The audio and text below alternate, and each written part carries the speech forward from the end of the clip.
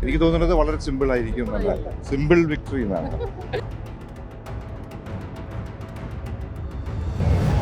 മറക്കാതെ വോട്ട് ചെയ്യണം.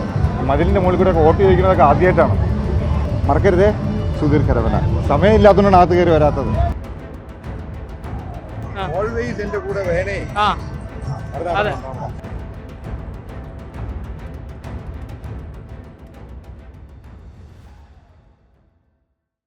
നമസ്കാരം. ഈ തെരഞ്ഞെടുപ്പിൽ തിരുവനന്തപുരം സെൻട്രലിലും കടുത്ത പോരാട്ടം തന്നെയായിരിക്കും നടക്കുക.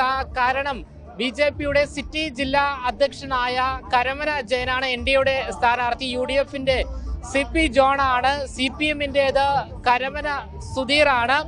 അതുകൊണ്ട് തന്നെ എല്ലാവരും തന്നെ തലസ്ഥാനത്ത് വർഷങ്ങളായി താമസിക്കുന്നവരാണ്, അടിയുറച്ച് പ്രവർത്തനം നടത്തുന്നവരാണ്.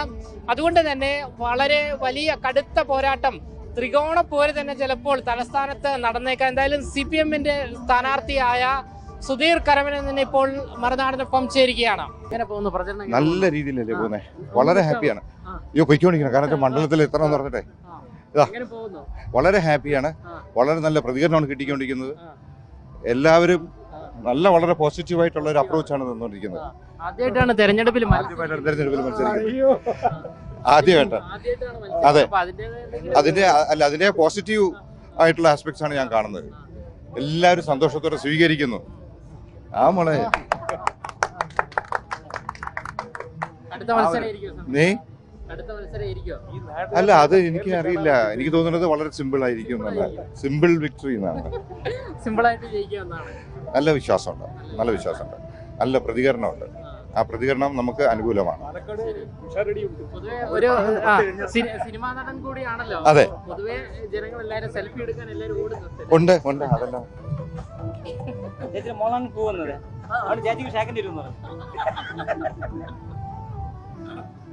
മറക്കല്ലേ.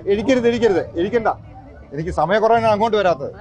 എന്ന് വെച്ചാൽ മറന്നിട്ടില്ല, മറക്കരുതേ.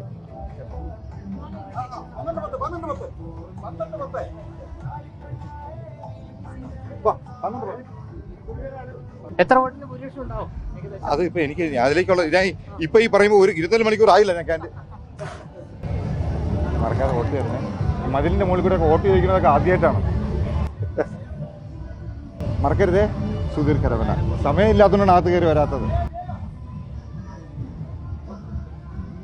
പൊതുവെ ജനങ്ങളുടെ ഒരു പ്രതികരണം നല്ല പ്രതികരണമാണ്. വളരെ പോസിറ്റീവായിട്ടുള്ള ആറ്റിറ്റ്യൂഡാണ്.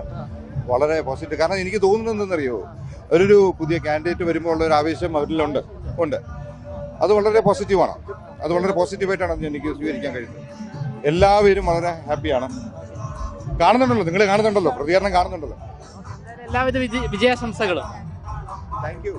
ഓൾവേസ് എന്റെ കൂടെ വേണേ. ഓക്കെ. എന്തായാലും എല്ലാവിധ വിജയാശംസകളും നേരുകയാണ്. കടുത്ത മത്സരം തന്നെയായിരിക്കും തിരുവനന്തപുരം സെൻട്രലിൽ നടക്കുക. നമ്മളിപ്പോൾ തിരുവനന്തപുരത്ത് ഒരു പ്രധാനപ്പെട്ട ക്ഷേത്രത്തിലാണ്, വലിയ ശാലയിലുള്ളൊരു ക്ഷേത്രത്തിലാണ് നിൽക്കുന്നത്. അവിടെ പൊങ്കാല മഹോത്സവം നടക്കുകയാണ്. അതിനിടയിലാണ് പ്രചരണ പ്രവർത്തനങ്ങളെല്ലാം തന്നെ നടക്കുന്നത്. തിരുവനന്തപുരം സെൻട്രലിൽ BJPയുടെ കരമന ജയനാണ് സ്ഥാനാർത്ഥി. അതുകൂടാതെ UDFന്റെ CP ജോണുമാണ് സ്ഥാനാർത്ഥി. CPMന്റേത് സുധീർ കരമനയാണ്. വലിയ പ്രതീക്ഷയോടുകൂടിയാണ് CPMും ഈ ഒരു തെരഞ്ഞെടുപ്പിനെ നോക്കിക്കാണുന്നത്. കാരണം 3ാം വട്ടവും പിണറായി സർക്കാർ അധികാരത്തിൽ വരുമോ എന്നുള്ള ചോദ്യവും ഉയർന്നു വരുന്നു.